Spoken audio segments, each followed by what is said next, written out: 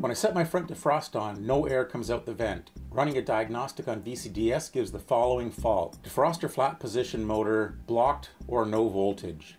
Reading forums inform me that a common cause of actuators not moving may just be a problem with the feedback potentiometer that has dust interfering with the proper operation. The actuator's body is held closed by 5 plastic tabs integrated into the body. One of the clips is smaller than the rest, and that's the one that I decided to start with when disassembling the enclosure. I put one jeweler's screwdriver into the seam between the 2 halves of the body, then used a second driver to pull the tab back while twisting the first one. This created a bit of a gap, which I could then insert the screwdriver further down and repeat the same with the 4 remaining tabs. Inside the actuator, there's a motor to drive the actuator and a potentiometer that gives feedback to let the car know where the blending damper is positioned. There's also a gear train that's used to reduce the speed of the motor to the actuator, and it uses a couple of worm gears. The potentiometer lifts out easily.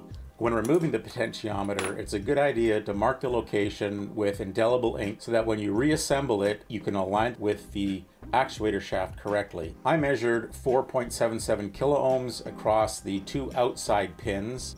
After shooting in a few shots of cleaner, spin the wiper back and forth to allow it to wash the inside of the pot. Wipe off any excess contact cleaner. The actuator uses a 12-volt motor, so I decided to test to make sure that the motor was actually driving things. In order to test both directions of the motor, just switch the polarity back and forth. My A4 has several actuators for the different vents. From what I can tell, the internals of all the actuators are exactly the same. The only difference is the mounting arms. So it's possible to scavenge a motor or pot from a different actuator and use it in the one you're repairing. Similar actuators are available as Volkswagen, Skoda, and I assume any Volkswagen Auto Group car.